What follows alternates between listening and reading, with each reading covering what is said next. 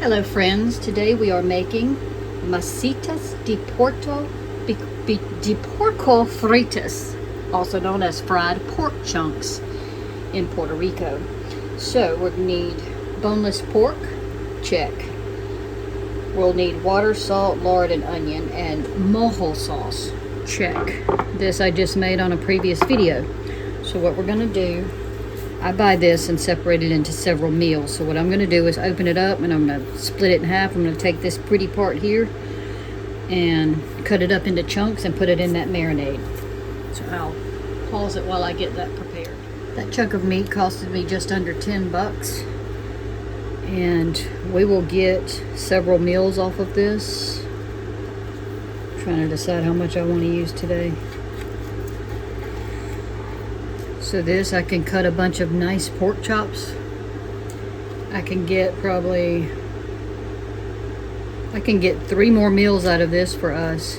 And this, if I want to use all this. So it's really the way to go. Alright, so I'm going to get this separated a bit before we move on. But I just wanted to show you that budget cut there. So you want good pieces of pork for this that aren't real fatty, because you're going to cook them directly out of the marinade. You're not going to be trimming them or anything after that. So that's why I chose this nice, pretty, really nice looking. I know there's fat there, but there's a lot of good pieces that I can cut off of this to turn this into the pork I'm wanting to use. And I think this, I'm going to add it to my, I have a bag over there of what I call pasta pork. That's going to go into a pasta sauce and just kind of melt down into some flavor. So I'm going to add that to it, and I'm going to throw that big hunk of fat away. So we just want basically kind of like cubes of meat, because what I'm going to do is I'm going to make bowls, pork bowls out of mine. You could also put it on tortillas, make like pork tacos with this meat is really good, but I'm making Cuban pork bowls today. So you just want bite-sized pieces, and they'll go in the marinade. Okay, and that's it. Just however much pork you want to eat for your family at the time is what you'll do. And then I'm going to cover that, put it in the refrigerator for a minimum 6 hours. So I did end up cutting up all of that because it wasn't quite enough to save, and I know that my daughter will enjoy it as lunch tomorrow if there's leftovers. So you just want to make sure all the pieces have some of the coating to them. If you were doing this with chicken, you could probably get away with marinating it about 4 hours. Just because I think the chicken will break down a little bit faster than this pork will. But if you're doing it with pork, I would do at least 6 hours. Overnight is best if you plan accordingly. Alright, she's just gonna rest a bit. Alright, let's finish up our pork. So the recipe says to add 2 cups of water, and then you're gonna add your meat, you're gonna bring it to a simmer, and you're gonna let that cook on a simmer until all the liquid has evaporated. That can take about 45 minutes. So I have learned to cut back the water so that process is just slightly faster. If you're worried about your meat being tough, then by all means use the full 2 cups.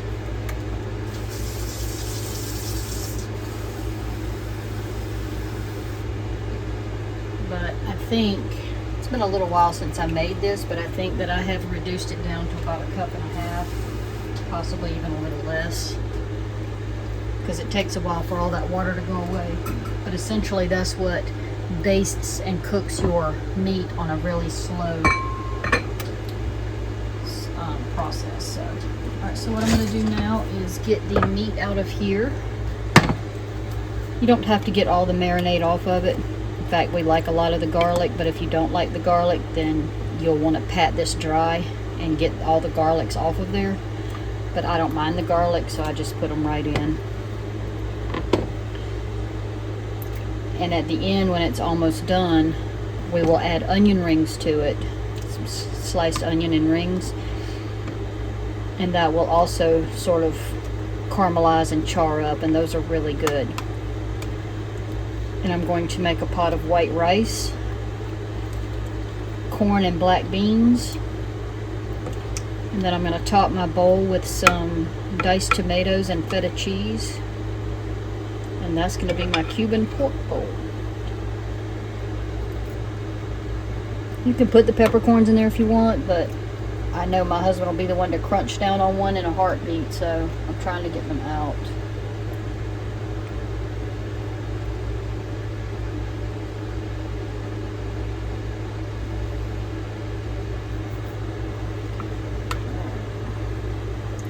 So there's really nothing to do at the moment. This is going to be a slow process, but you do have to watch it, because once the water starts to evaporate, that process goes quickly and it will burn quickly.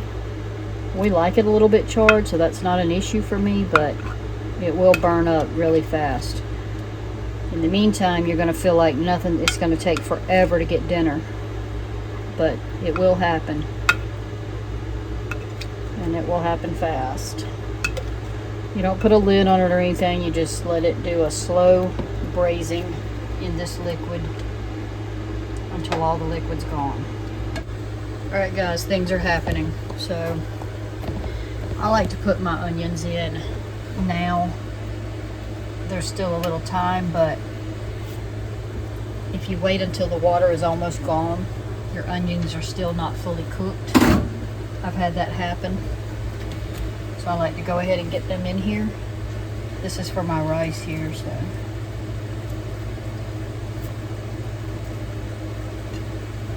I think I will flip my meat over though. The top has still got some pink to it.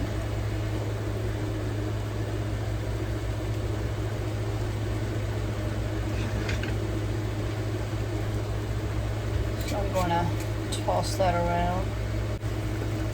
And I actually forgot, because I had too many things going on at one time, I was supposed to put oil in here at the same time I put the water in here, because when the water is gone, then the oil is going to crisp up the meat, but it's not a problem to add it now. I'm not really sure of the quantity, so I'm just going to add what's about a tablespoon at this point. So what will happen now is when the water is gone, the oil will remain, and the oil will crisp up the meat a bit. Alright, onions are killing me, but they're beginning to, liquid is running out.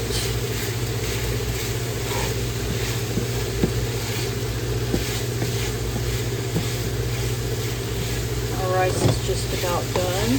Keeps boiling over, so I keep lifting the lid. Got my black beans heating up. Well, they are now.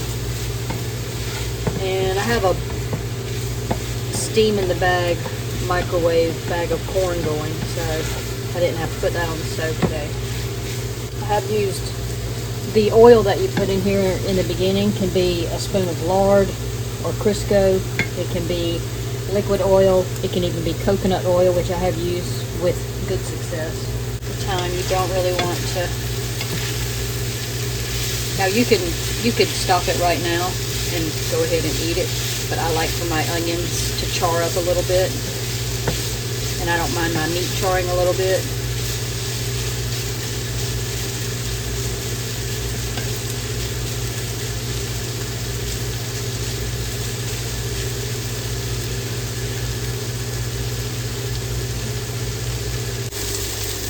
Okay, so this is what it looks like when it starts to brown and char. If you don't like it that way, then stop it, you know, beforehand, but we kind of like it that way, so. But it will dry the meat out a little bit more the longer you let it sit here and brown. So, for me, I think that's done. Get everything turned off and put in a bowl. Daddy, eat. On my way.